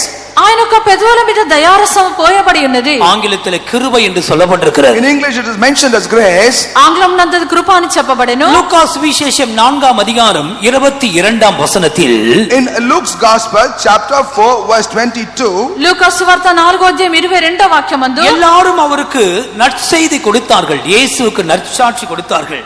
and everyone bear good witness about Lord Jesus. అక్కడ యేసును గురించి అందరూ మంచి సాక్ష్యం ఇచ్చిరి. அவருடைய வாயிலிருந்து புறப்பட்ட கிருபையுள்ள வார்த்தைகளை குறித்து ஆச்சரியப்பட்டார்கள். And also wondered at the gracious words which proceeded out of his mouth. ఆయన నోటి నుండి వచ్చిన దయగల మాటలకు ఆశ్చర్యపడిరి. நம்முடைய மணவாளனுடைய வார்த்தைகள் கிருபையுள்ள வார்த்தைகள். The words of our groom are words of grace. మన యొక్క పెళ్లి కుమారుని యొక్క మాటలు కృప గలవి. அருமையான தேவனுடைய பிள்ளையே, Beloved child of God, ప్రియమైన దేవుని బిడ్డ, இன்றைக்கு நாம் தேவ சமூகத்தில் உட்கார்ந்து கொண்டு இந்த வார்த்தைகளை கேட்கிறதற்கு காரணம் என்ன? What is the reason why today we are seated at the presence of God and are listening to these words? నేడు మనము దేవుని యొక్క సన్నిధానమందు కూర్చొని మాటలు వింట కారణం ఏమిటి? ஆண்டவருடைய வார்த்தைகள் கிருபையுள்ள வார்த்தைகள். The words of God are words of grace. దేవుని యొక్క మాటలు కృప కలిగినటువంటివి. ஏசாயா 50ஆம் அதிகாரத்திலே இயேசுவை குறித்துதான தீர்க்க தரிசனத்தை பார்க்கிறோம். In Isaiah 50, chapter 50, we read about prophetic words concerning Lord Jesus. యెషయా గ్రంథము 50వ అధ్యాయమందు యేసును గూర్చినటువంటి ప్రవచనం చూస్తున్నాము. 4ஆம் வசனத்தில் 50ஆம் அதிகாரம் 4ஆம் வசனத்தில் இயேசு என்ன சொல்லுகிறார்? In chapter 50 verse 4, what does Jesus say?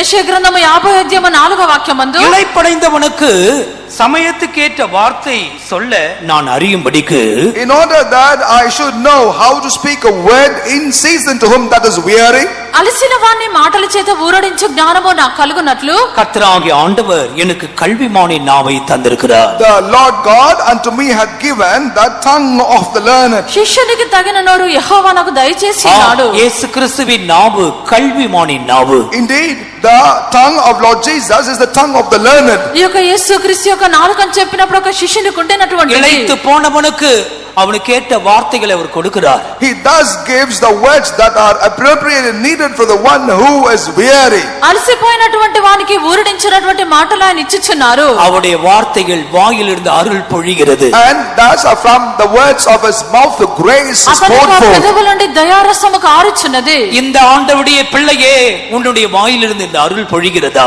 Child of God, from your mouth does this grace flow to?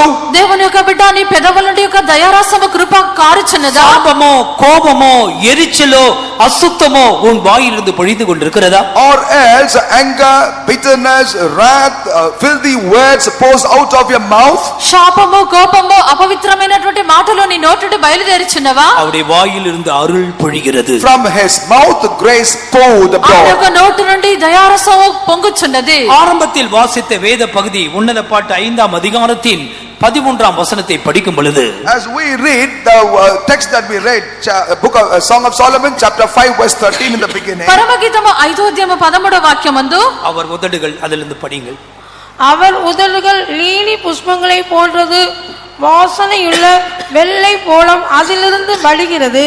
His lips like lilies, dropping sweet smelling myrrh.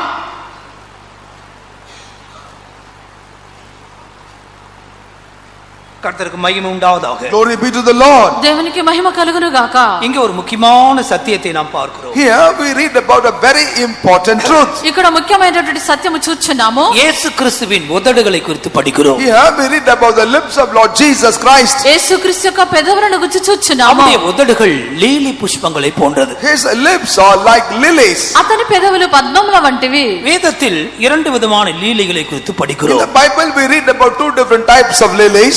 వాక్యమందు రెండు విధములైన పద్మములను చూస్తున్నాము. நிறைய லீலி புஷ்பங்களை குறித்து நிறைய வெரைட்டிஸ் இருக்கிறது. There are lots of varieties of lilies. ఈ యొక్క పద్మములు అనేక రీతిల్లో కలవు. 2 కருத்துக்களை உங்களுக்கு முன்பாக வைக்கிறேன். But I want to place before you 2 meanings. రెండు అర్థములు మీ ఎదుట ఉంచదను. உன்னத பாட்டு 2ஆம் அதிகாரம் முதல் 2 வசனங்களை படிக்கும் பொழுது, As you read Song of Solomon, chapter 2, the very first 2 verses. పరమగీతము 2వ అధ్యాయము మొదటి 2 వాక్యములందు முதலாவது பள்ளத்தாக்கில் இருக்கிற lily. First and the foremost is the lily of the valleys. మొదటిగా లోయల్లో పుట్టు పద్మము. பள்ளத்தாக்கு லீலி என்று சொல்லுகிறது மனத்தாழ்மையை காண்பிக்கிறது. When it is said of lily of the valleys, that speaks about humility. ఈ యొక్క లోయల్లో పుట్టు పద్మం అని చెప్పినప్పుడు దీన మనస్సు అయినది. ஆண்டவராகிய இயேசுவின் வார்த்தைகள் தாழ்மையான வார்த்தைகள். The words of Lord Jesus Christ were words of humility. ప్రభుని యేసుక్రీస్తు యొక్క జీవితం అనేది అది దీన మనస్సు కలిగినది. அங்கே பெருமையானவைகளை பேசுகிற வாய் அங்கே இல்லை. And there was no pretext for the mouth to speak haughty things. గర్వముగా మాట్లాడనటువంటి మాటలు లేవు. நாம் எத்தனையோ முறை பெருமையானவர்களை பேசி விடுகிறோம். And many a times we speak the words of pride. మనం ఎన్నోసార్లు గర్వముగా మాట్లాడుచున్నాము. நமக்கு சபையை குறித்து ஒரு பெருமை இருக்கிறது. We have pride about our church.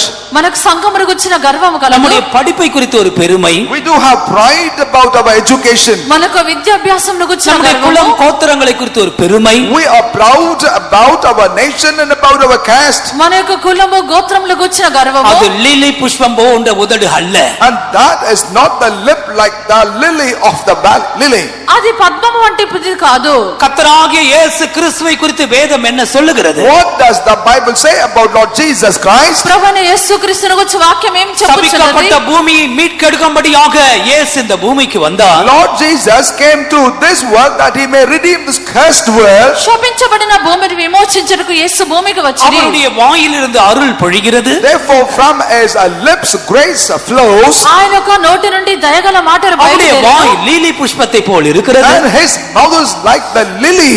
ఆయన యొక్క నోరు పద్మము వంటిది. அவருடைய வார்த்தைகள் மனத்தாழ்மையான வார்த்தைகள். And his words are words of meekness. ఆయన యొక్క మాటలు దీనమైనటువంటివి. கர்த்தருடைய ஜனமே நாமும் இந்த உதடுகளை பெற்றுக்கொள்வோமாக. Oh, ye the people of God, let us also receive these lips.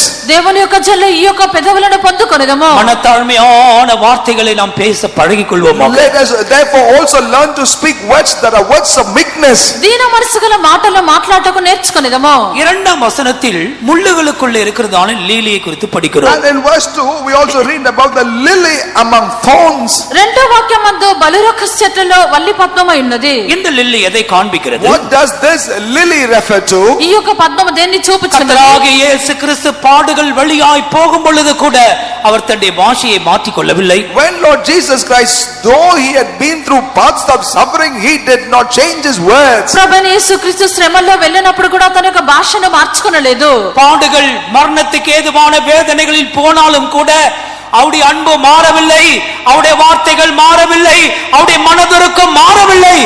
அதுதான் பிரியமானவர்களே கிறிஸ்துவின் உதடுகள். Even though Lord Jesus Christ been through the path of sufferings and torment unto the death, his words did not change. Beloved, that is called as the words that are like lily of the thorns. శ్రమల మార్గంలో ఆయన వెళ్ళిచుండినప్పుడు, మరణకరమైన మార్గంలో వెళ్ళిచుండినప్పుడు కూడా ఆయన యొక్క ప్రేమ మారలేదు, ఆయన యొక్క మాటలు మారలేదు. பேதுரு அப்போஸ்தலன் அந்த காட்சியை இப்படி எழுதுகிறார். This is how Peter the apostle explains that scene. అపోస్తలుడైన పేతురు ఆ యొక్క దృశ్యంను గురించి ఇలాగున రాసెను. முதலாம் பேதுரு 2ஆம் அதிகாரம் 1 Peter chapter 2. మొదటి పేతురు 2వ అధ్యాయము 22ஆம் వచనத்தில் நீங்கள் படித்து பாருங்கள். Read from verse 22 yourself. 22వ వాక్యము 22 23 படிங்கள். 22 and 23. 22 23 వాక్యములు. அவர் பாவம் செய்யவில்லை, அவருடைய வாயிலே வஞ்சனை காணப்படவும் இல்லை. அவர் வையப்படும் போது பதில் வையாமலும், அவர் வையப்படும் பொழுது பதில் வையாமலும், When he was reviled, he reviled not again. ఆయన దూషింపబడి బదులు దూషింపలేదు. பாடுபடும் போது பயமுறுத்தாமலும், பாடுபடும் போது பயமுறுத்தாமலும், When he suffered, he threatened not. ఆయన శ్రమ పెట్టబడి బెదిరింపక நியாயமாய் தீர்ப்பு செய்கிறவருக்கு தம்மை ஒப்புவித்தார். தன்னை ஒப்புவித்தார் என்று சொல்லப்பட்டிருக்கிறது. It is mentioned here that he has committed himself. తన్ను తాను అప్పగించుకొనెను. பாடுகள் நெருக்கங்கள் மத்தியிலே போகும் பொழுது தேவ பிள்ளையே உன்னுடைய உதடுகள் லீலி புஷ்பம் போல் இருக்கிறதா? When you go through the path of sufferings, trials and difficulties, oh child of God, your lips like the lilies. శ్రమలు కష్టములో వెళ్ళినప్పుడు దేవుని యొక్క బిడ్డ నీ యొక్క పెదవులు ఈలాగున కనిపించునవా? நீ முறுமுறுக்கிறாயா? மற்றவளை பழித்து பேசுகிறாயா? Or you murmuring, or you blaming others. నువ్వు సనుగుచున్నావా? ఇతరుల గురించి మాట్లాడుచున్నావా? அவருடைய உதடுகள் லீலி புஷ்பம் போல் இருக்கிறது. His lips are like lilies. ఆయన యొక్క పెదవులు పద్మం వంటివి. பாடுகள் வழியாய் போனாலும் கூட அவருடைய சத்தத்தை வீதிகளிலே கேட்கப்பட முடியாதாம். Though he went through the path of sufferings, his words could not be heard on the streets. ఆయన శ్రమల్లో వెళ్ళిచుండినప్పటికీ కూడా ఆయన యొక్క స్వరము వీధుల్లో వినిపించలేదు. ஏசாயா 42:2 நாம் என்ன படிக்கிறோம்? What do we read in Isaiah chapter 42 verse 2? యెషయా గ్రంథము 42వ అధ్యాయము 2వ వాక్యము. அவர் கூக்குரல் இட மாட்டார். He shall not cry. ఆయన కేకలు వేయడు. கர்த்தருக்கு மகிமை உண்டாகும். Glory be to the Lord. దేవునికి మహిమ కలుగును గాక. வீதிகளிலே சத்தம் கேட்கப்படக்கூடாது. And the cry shall not be heard out in the streets. వీధులలో కంఠస్వరము వినబడకూడదు. கூக்குரல் வரக்கூடாது. And there must not be a howling. కేకలు రాకూడదు. எங்க பிரதர்ஸ் ஏரியால டைனிங் ஹால்ல யாராவது ஒரு சின்ன வேர்ட்ஸ் வந்தாலும் நான் என் ரூம்ல சத்தம் போடுவேன். யார் அங்க வீணா பேசுறது? ஒரு வார்த்தை சொன்னா totally அப்படியே silent In our brother's area, if somebody is speaking little louder in the dining area which is far away from my room, if I raise my voice, there will be pin drop silence again. సహోదరులు ఉండినటువంటి స్థలమునందు ఒక చిన్న శబ్దం వినిపించినట్లయితే ఎవరిది అని అడిగినట్లయితే అంత నిశ్శబ్దమగును. இயேசு கிறிஸ்துவின் சத்தத்தை வீதிகளிலே கேட்க முடியாது. கூக்குரல் அங்கே இல்லை. The voice of Lord Jesus could not be heard on the streets, for there is no crying. యేసుక్రీస్తు యొక్క కంఠస్వరము వీధుల్లో వినబడదు.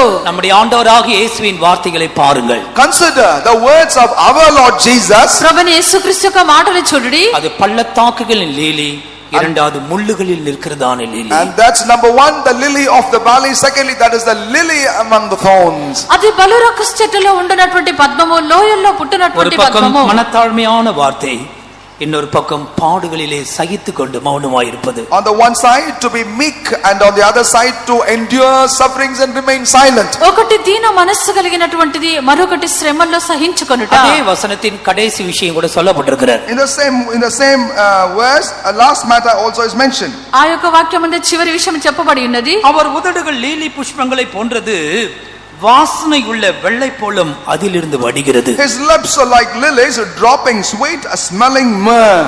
అతని పెదవులు పద్మముల వంటివి, ద్రవరూపక జటా మాంస వలె అవి పరిమళించును. வாசனை உள்ள வெள்ளை போலும் அதிலிருந்து வருகிறதா? Sweet smelling myrrh, it's dropped from that. ఈ యొక్క ద్రవరూపక Please జటా listen. మాంసి వాటి నుండి పరిమళించును. கர்த்தராகிய இயேசு கிறிஸ்துவை குறித்து இப்படி வர்ணிக்கப்பட்டிருக்கிறது.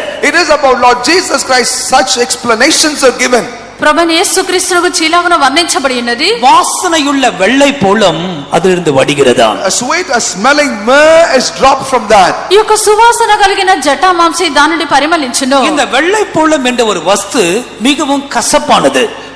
The myrrh, the white myrrh is a bitter thing, bitter element. ఈ యొక్క జటా మాంసి అని చెప్పినటువంటి వస్తువు మిక్కిలి చేదైనది. ஒரு குறிப்பிட்ட மரத்தின் தோலை பட்டையை உரிக்கும் பொழுது அதிலிருந்து வடிகிறதான் அந்த ஒரு அந்த அதுதான் வெள்ளை போலமாக மாறுகிறது. When the outer skin of a particular tree is ripped off, there is a liquid that comes out of that stalk, and that is called as the myrrh. ఒక గుర్తింపబడిన వృక్షం యొక్క బెరడును ఒలిచినప్పుడు దాని నుండి కారునటువంటిది. இந்த வெள்ளை போலும் தூப வர்க்கத்திற்கும் அபிஷேக தைலத்திற்கும் பயன்பட்ட ஒரு பொருள். And this white myrrh is the one that is used for as a burning element, and also as a sweet smelling savor. ఈ యొక్క ధూప ద్రవ్యములకు, అభిషేక తైలములకు ఉపయోగించినటువంటిది జటా మాంసి. ஒரு பக்கம் కసப்பானது, ஆனால் அதுவோ நறுமணம் கொண்டது, வாசனை உள்ளது. On the one hand it is bitter, while on the other that's of a sweet smell. ఒక ప్రక్కన అది చేదైనది, మరొక ప్రక్కన సువాసన గలది. கர்த்தராகிய இயேசு கிறிஸ்துவின் வார்த்தைகளும் கூட சில வேளையிலே கடினமாக தோன்றும், ஆனால் அதுவோ வாசனை உள்ளதாக மாறுகிறது. That is how even the words of Lord Jesus Christ at times may appear very hard, but that's the one that would bring sweet smell. ప్రభువైన యేసుక్రీస్తు యొక్క మాటలు కొన్నిసార్లు కఠినముగా ఉండును, ఆయనను అవి సువాసన గలవి. மத்தேயு சுவிசேஷம் 16 அதிகாரம் 23 வசனத்தில் பேதுருவின் முகத்தை பார்த்து இயேசு சொன்னார், எனக்கு அப்பாலே போ சாத்தானே என்று சொன்னார். In Matthew's Gospel chapter 14 verse 23, looking at the very face of Peter straight, he said, get thee behind me, Satan. మత్తయి సువార్త 14:23 వాక్యమందు ప్రభువైన యేసుక్రీస్తు పేతురును చూచి చెప్పెను, సాతానా నా వెనుకకు పొమ్ము. தெய்வத்திற்கு மகிமை உண்டாவதாக. Glory be to the Lord. దేవునికి మహిమ కలుగును గాక. கடினமான வார்த்தை போல தோன்றினாலும் ஆண்டவர் அதற்றினது பேதுருக்குள் இருந்த ஆவியை. Though it appeared like a very hard word, what Lord Jesus rebuked was a spirit that was in Peter. కఠినమైనటువంటి మాటలుగా ఉండినప్పటికీ అవి పేతురులో ఉండినటువంటి సాతాను ఆయన గద్దించినారు. சில வேளைகளில் நற்செய்தியாளருடைய வார்த்தைகளும் கூட நமக்கு கடுமையா இருக்கும். At times even the words of our leaders will appear a bit hard to us. కొన్నిసార్లు నడిపించే వారి యొక్క మాటలు కూడా మనకు కఠినముగా ఉండును. அப்போது விளங்கிக் கொள்ள வேண்டும், அவருடைய வாயிலிருந்து வெள்ளை போலம் வடிகிறது. In such occasions you need to understand, from the mouth does comes out myrrh. అప్పుడు గ్రహించవలన వారి యొక్క నోటి నుండి జటా మాంసి పరిమళించున్నది. நம்மை கடிந்து கொள்ளுகிறவர்கள் நமக்கு அவசியம். We are in need of them who could rebuke us. మనల్ని గద్దించినటువంటి వారు మనకు అవసరము. எந்த வார்த்தை கசப்பாய் தோன்றுகிறதோ அதுதான் நறுமணம் உள்ளதாக மாறும். Whatever is the word that appears bitter, that will bring forth a sweet smell in A us. యొక్క మాట మనకు చేదుగా కనిపించినదో అదే సువాసనగా మారును. நம்மை கடிந்து கொண்டவர்களுக்காக நாம் நன்றியா இருக்க வேண்டும். Therefore we will have to be thankful unto them that have rebuked us. మనల్ని గద్దించే వారి నిమిత్తము మనకు కృతజ్ఞులుగా ఉండవలెను. நம்மை சிட்சித்து போதித்தவர்களுக்கு நாம் நன்றியா இருக்க We வேண்டும். also will have to be thankful unto them that have chastised us and taught us. మన శిక్షించి బోధించినటువంటి వారికి కృతజ్ఞులుగా ఉండవలెను. ஆண்டவராகிய இயேசு கிறிஸ்துவின் உதடுகளிலிருந்து வெள்ளை போல வழிகிறது. From the lips of Lord Jesus Christ the white myrrh drops. ప్రభువైన యేసుక్రీస్తు యొక్క పెదవుల నుండి జటామాంసి పరిమళించును. கண்களை மூடுவோமாக. Let us close our eyes. కన్నులు మూసెదము. நம்முடைய ఉదட்டிற்கு ஒரு అభిషేకం உண்டாகட்டும். Let there be an anointing for our lips. మన యొక్క పెదవులకు ఒక అభిషేకం కలగవలెను. యేసయ్య 6వ அதிகாரத்தில் அப்படி ஒரு வசனம் இருக்கிறது. And there is a verse like that in chapter 6. యెషయా గ్రంథం 6వ అధ్యాయంలో అటువంటి వాక్యము కలదు. நாம் என்ன படிக்கிறோம்? What do we read in Isaiah chapter 6? అక్కడ ఏమి చదువుచున్నాము? యేసయ్య 6వ அதிகாரம் 6వ வசனத்திலே சேராபீன்களின் ஒருவன் பலிபீடத்திலிருந்து தன் கையினால் பிடித்த குறட்டால் ஒரு நெருப்பு தழலை எடுத்து என்னிடத்திலே பறந்து வந்தான். In chapter 6 we see, then flew one of the seraphims unto me, having a live coal in his hand, which he had taken with the tongs from off the altar. ఆరోధ్యము 6వ వాక్యమందు ఆ శరాపులలో ఒకడు తన బలిపీఠం మీద నుండి కారుతో తీస్తున్న నిప్పును చేత పట్టుకొని నా యుద్ధకు ఎగిరి వచ్చి నా నోటికి దాన్ని அதனால் తగిలించి என் வாயை தொட்டு இதோ உன் உதடுகளை தொட்டதினால் உன் அக்கிரமம் நீங்கி உன் பாவம் நிவர்த்தி ஆயிற்று என்றான். And he laid it upon my mouth and said, Lo, this has touched thy lips, and thine iniquity is taken away and thy sin purged. ఇది నీ పెదవులకు తగిలిన గనుక నీ పాపమునకు ప్రాయశ్చిత్తమైను నీ దోషము తొలగిపోయినను. ஒரு நிமிஷம் முழங்காலில் நில்லுங்கள். For 1 minute let us kneel down. ఒక్క నిమిషం మోకరించుడి. உதடுகளில் தொடுகிறதான ஒரு பலிபீடத்து நெருப்பு இங்கே இருக்கிறது. There is a live coal from the altar that will touch our lips here. పెదవులను తగులనటువంటి బలిపీఠం యొక్క అగ్ని ఇక్కడ కలదు. பலிபீடம் இயேசு கிறிஸ்து, பலிபீடத்தின் நெருப்பு பரிசுத்த ஆவியானவர். Altar is Lord Jesus Christ, and the live coal from the altar is the Holy Spirit. బలిపీఠము యేసుక్రీస్తు, బలిపీఠం మీద ఉండిన అగ్ని పరిశుద్ధాత్మ. இங்கே பலிபீடமும் உண்டு, பலிபீடத்தில் எரிகிறதான நெருப்பு தழலும் உண்டு. Here we have both the altar and the live coal of the altar here. ఇక్కడ బలిపీఠం మీద బలిపీఠము కలదు, బలిపీఠం మీద నిప్పును కలదు. எத்தனை பேர் உங்களுடைய உதடுகளிலே ஒரு அக்கினி உண்டாக வேண்டும் என்று விரும்புகிறீர்கள்? How many of you desire that there Amen. shall be fire in your lips? ఎంతమంది మీ యొక్క పెదవుల్లో అగ్ని కావాలని చెప్పి కోరుచున్నారు? கடைசி நாட்களிலே வந்திருக்கிறோம். We have come to the last days. మనము చివరి దినములకు వచ్చి ఉన్నాము. சுத்தமான பாஷையை விரும்புகிறவர்கள் எத்தனை பேர்? How many of you desire clean words? పవిత్రమైన భాషను ఎంతమంది కోరుచున్నారు?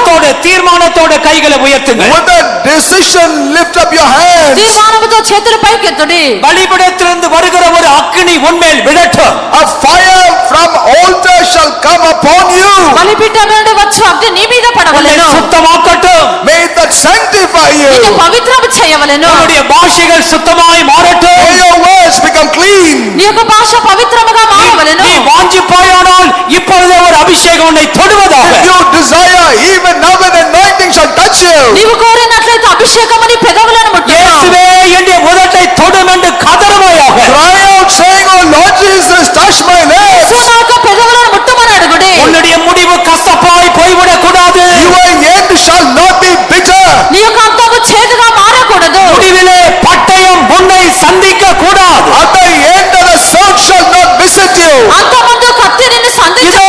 கர்த்தர் உன் நாவை தொடுகிறார். Behold, the Lord is touching your lips. ఇదిగో ప్రభు నీ నాలుకను ముట్టుచున్నాడు. பரிசுத்த ஆவியானவர் அக்கினியாய் உன்னை தொடுகிறார். Holy Spirit of God is touching you like fire. పరిశుద్ధాత్మ అగ్నిగా నీ పెదవులను ముట్టుచున్నాడు. அந்நிய பாஷைகளை பேசி இந்த ஆவி நிறைவுக்குள்ளே கடந்து Speak வாருங்கள். in tongues and come into the fullness of the anointing. అన్య భాషలు మాట్లాడుచు ఆత్మవశులగుడి. ஆமென், ஆமென், ஆமென். ஹல்லேலூயா, ஹல்லேலூயா, ஹல்லேலூயா.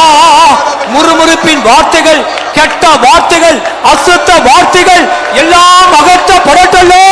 சபையில ஒரு சுத்திகரிப்பை தாரும். ஓ வல்லமை, வல்லமை, வல்லமை, வல்லமை. ஆமென். முன்னால் இருக்கிறவர்கள், பின்னால் இருக்கிறவர்கள் எல்லாருக்குள்ளும் இன்னும் சில நொடிகளிலே கர்த்தர் கிருபையாய் ஒரு அபிஷேகத்தை தரப்போகிறார். In a short time the Lord will give his anointing graciously unto both the who are the front and those that are on the back. பலிபீடத்திலிருந்து ஒரு அக்கினி பரிசுத்த ஆவியானவர் உன்னுடைய வாயை தொடுவதை நீ உணர்வாயாக. You shall experience from the altar the Holy Spirit of God like a live fire touching you. ஹல்லேலூயா, ஹல்லேலூயா. அக்கினியும் சாம்பலாக தகித்திடவே தக்கத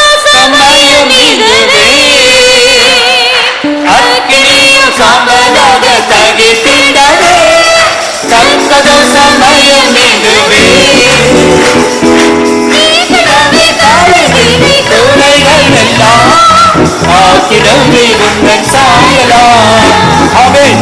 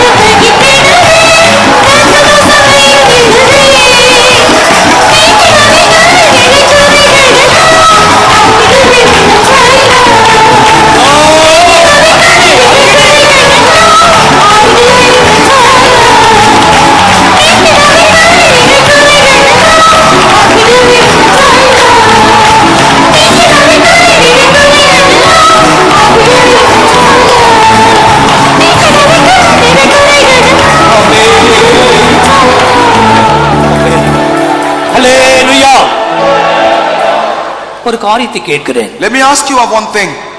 நீ பேசுகிற தவறான வார்த்தை குறித்து உண்மையாய் உனக்கு ஒரு துக்கம் இருக்கிறதா? Do you truly have a grief about the evil words that you are speaking?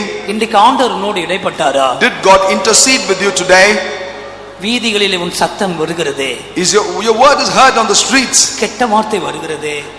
Filthy words come out of your mouth. பேசுகிறாயே. You speak vulgar things.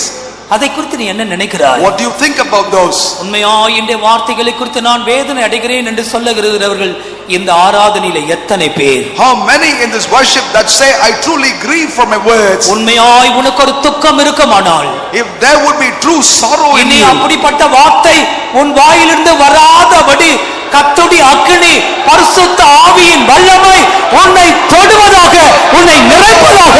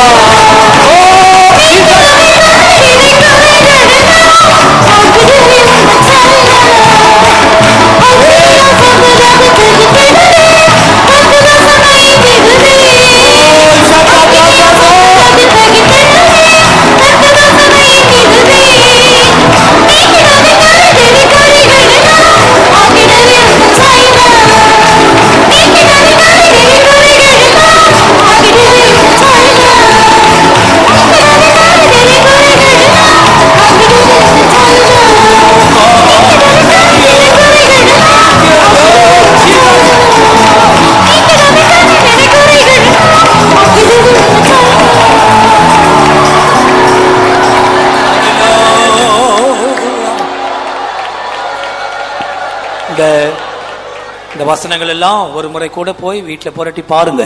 Go home and review these verses one more time at home. மணவாட்டியின் உதடு எப்படிப்பட்டது? As to how is the lip of the bride? மணவாளனின் உதடு எப்படிப்பட்டது? How also is the lips of the groom? சிந்தித்து பாருங்க, மனஸ்தாபப்படுங்க, meditate and repent. பாருங்கள். நம்முடைய பாஷையில அருவருக்கப்படத்தக்க வார்த்தையே இருக்க கூடாது. நம்முடைய language, in our language there must not be any abhorrible words. அதுல கர்த்தர் நமக்கு எல்லாருக்கும் பரிபூர்ண விடுதலை தருவே. And the Lord will have to give complete deliverance to all of கிருபைக்காய் us. கர்த்தரை ஸ்தோத்திரிப்போமாக. Praise the Lord, praise the Lord, praise the Lord Jesus. ஜெபிப்போம். அன்பான பிதாவே, ஆசீர்வதிக்கப்பட்டதான காலவேளைக்காக நாங்கள் நன்றியோடு துதிக்கிறோங்க தாவே. நாங்கள் உம்முடைய சமூகத்திலே கூடி வருவோம் கர்த்தாவே. உண்டாய் குடிமையை ஆராதிக்க கர்த்தாவே, ஒரு புத்தியுள்ளதான ஆராதனை செய்ய கர்த்தர் எங்களுக்கு உதவி செய்தபடியினாலும் ஸ்தோத்திரம். உடைய ஆராதனை கர்த்த பொறுப்படுத்தபடியினாலும் துதிக்கிறோங்க தாவே. கர்த்தருடைய ஆவியானவர் அளவில்லாமல் உங்களுடைய மத்தியிலே கிரியை செய்து கொண்டிருந்தபடியினால ஸ்தோத்திரம் கர்த்தாவே. ஒவ்வொருவரோடும் கர்த்தர் பேசினபடியினால ஸ்தோத்திரம், ஒவ்வொரே உயிர்ப்பித்தபடியினால ஸ்தோத்திரம் கர்த்தாவே. தந்த எல்லா ஆசீர்வாதங்களுக்காக நன்றியோடு நாங்கள் துதிக்கிறோம். கர்த்தருடைய வசனங்கள் மூலமாக நிறங்களோடு இடைப்பட்டபடியினால பேசினபடியினால நன்றியோடு துதிக்கிறோம் கர்த்தாவே. உதடுகளை குறித்து நாங்கள் கேட்டோம், மூடண்டே உதடு கேட்டோம் ஆண்டவரே. அந்த மூடண்டே உதடு கத்தா தேவையில்லாத காரியங்களை தரையிட்டு பேசுங்க தாவே. தன்னுடைய ஆத்மாவை கெடுக்கும், தன்னையே விழுங்கக்கூடியதான உதடு கத்தாவே. அந்த மூடண்டே உதடு எங்களுக்கு வேண்டாம் ஆண்டவரே. பரஸ்திரியின் உதடு கேட்டோம் கத்தாவே. அவளுக்கு தாவே ஆண்டவரே முறைகேடான காரியங்களை தரையிட்டு கத்தா தன்னுடைய ஆத்மாவை நாங்கள் கெடுத்து கொள்ளக்கூடாது கத்தாவே. ஆண்டவரே இன்னும் கத்தாவே உனக்கு பிரியமனாத கத்தா இடத்திற்கு சென்று கத்தாவே அந்த மரண வழியிலே நாங்கள் போகக்கூடாது. உலக சிற்றன்பங்களுக்கு பின்னாக போய் எங்களுடைய ஆத்மாவை நாங்கள் நஷ்டப்படுத்தக்கூடாது கத்தாவே. எங்களுக்கு ஸ்தோத்திரம். அசுத்த உதடை குறித்து கேட்டோம். இந்த நாட்களில் அசுத்த உதடு எங்களுக்குள்ள காணப்பட வேண்டாம் கத்தாவே. நாங்கள் நல்ல வார்த்தைகளை பேசட்டும், கெட்ட வார்த்தைகள் ஒன்றும் பேச வேண்டாம், பொய்யான காரியங்கள் பேச வேண்டாம் கத்தாவே. எங்களுடைய உதடலை கத்த பாதுகாக்கணுமே. நீதிமானின் உதடு என்று கேட்டோம். ஜெபிக்கிறோம். அவனுடைய உதடு கத்த மற்றவரை போஷிக்கும் என்று கேட்டோம். எங்களுடைய வார்த்தையினால மற்றவங்களை நாங்கள் போஷிக்கக்கூடியவர்களாக கத்திரங்களை மாற்றும். ஆசாரியனுடைய உதடு என்று கேட்டோம். கத்தாவே நீர் எங்களை அபிஷேகத்தினால ஆசாரியலாக மாற்றி இருக்கிறபடியினால ஸ்தோத்திரம் கத்தாவே. எங்களுடைய வார்த்தையினால மற்றவர்களை தேற்றக்கூடியதான இழைப்படைந்த கேட்டுதான வார்த்தைகள் பேசக்கூடியதாய் கத்திரங்களை மாற்ற வேணுமா ஜெபிக்கிறோம். மணவாட்டின் உதடு என்று கேட்டோம். அவருடைய உதட்டிலே சிவப்பு நூல் கத்தா காணப்பட்டது கத்தாவே. சிவப்பு என்றால் மீட்பு. நீரங்களை கத்தா மீட்டுதான் அந்த மீட்பை குறித்து நாங்கள் மற்றவர்கள் பேசட்டும் கத்தாவே. கிருபை தாரும். மணவாட்டின் உதடின் கீழே பாலும் தேனும் ஒழுகிறது நாங்கள் வாசித்தோம் ஆண்டவரே. பால் தேன் என்றால் அந்த கானானின் அனுபவம். கானான் என்றால் வரப்போறதான நித்திய கானான். நாங்கள் கத்தா சியோனை குறித்தும் எருசலேமை குறித்தும் நாங்கள் பேசிக்கொண்டே இருக்கட்டும் கத்தாவே. அதான் எங்களுடைய வேலையாக நாங்கள் வைத்துக்கொள்ள கிருபை தருவனுமா ஜெபிக்கிறோம் கத்தாவே. மணவாளன் ஆகிய உம்முடைய கத்தாவே உதடை நாங்கள் கேட்டோம் கத்தாவே. உம்முடைய உதட்டிலிருந்து அருள் பொழிகிறதுன்னு வாசித்தோம். அருள் என்றால் கிருபை கத்தாவே. கிருபை உள்ளதான வார்த்தைகளை பேசினீரே ஆண்டவரே. அதுபோல நாங்களும் கிருபை உள்ளதான வார்த்தைகளை பேசட்டும். கிருபை இல்லாத எந்த வார்த்தையும் எங்களுடைய வாயிலே வராதபடிக்கு எங்களை காத்துக்கொள்ள கிருபை தாரும் ஆண்டவரே. மணவாளனின் கத்தா உதட்டிலே கத்தாவே ஆண்டவரே இந்த லீலி புஷ்பம் காணப்பட்டது கத்தாவே. பள்ளத்தாக்கு லீலி என்று கேட்டோம். அது தாழ்மையை காட்டுகிறது கத்தாவே. நாங்கள் எப்போதும் தாழ்மையாய் ஜீவிக்க, தாழ்மையாய் பேச, தாழ்மையாய் நடந்து கொள்ள கத்தனங்களுக்கு கிருபை தாரும் கத்தா. முள்ளுகளுக்குள்ளே உள்ளதான கத்தா லீலி புஷ்பம் என்று கேட்டோம் ஆண்டவரே. நாங்கள் பலவிதமான பாடுகள் வழியாக கடந்து செல்லும் போது கத்தாவே நாங்கள் முறுமுறுக்காதபடிக்கு எங்களை உதட்டினால நாங்கள் பாவம் செய்யாதபடிக்கு காத்துக்கொள்ள கிருபை தாரும் ஆண்டவரே. இந்த சத்தம் வீதிகள் எல்லாம் கேட்க நாங்களும் கத்தங்களுடைய சத்தம் எங்கேயும் கேட்க வேண்டாம் ஆண்டவரே. வினான வார்த்தையில் பேச வேண்டாம் கத்தாவே. எங்களுடைய உதட்டை இந்த நாட்களை பாதுகாத்த கிருபையை தாரும்.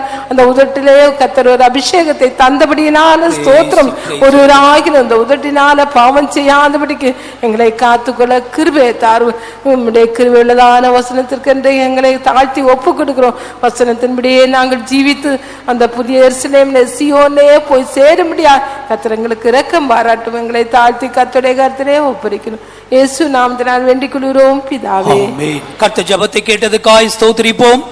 ஸ்தோத்திரம் ஸ்தோத்திரம் ஸ்தோத்திரம். எல்லா சிறு குழந்தைகளுக்காய் ஸ்தோத்திரிப்போம். ஸ்தோத்திரம் ஸ்தோத்திரம். வாலிப பிள்ளைகளுக்காய் ஸ்தோத்திரிப்போம். ஸ்தோத்திரம் ஸ்தோத்திரம். முதியோருக்காய் ஸ்தோத்திரிப்போம். ஸ்தோத்திரம் ஸ்தோத்திரம். குடும்ப தலைவர்களுக்காய் ஸ்தோத்திரிப்போம். ஸ்தோத்திரம் ஸ்தோத்திரம். எல்லா கர்த்தருடைய ஊழியர்களுக்காய் ஸ்தோத்திரிப்போம். ஸ்தோத்திரம். எல்லாரையும் ஜெயமாய் நடத்த முடியாய் ஸ்தோத்திரிப்போம். கர்த்தராகிய இயேசு கிறிஸ்துவின் கிருபையும் பிதாவாகிய தேவனுடைய அன்பும் பரிசுத்தாவுடைய ஐக்கியமும் நம்மோடும் சகல பரிசுத்தவான்களோடு வருகை மட்டும் இருப்பதாக. ஆமென். ஹல்லேலூயா ஹல்லேலூயா.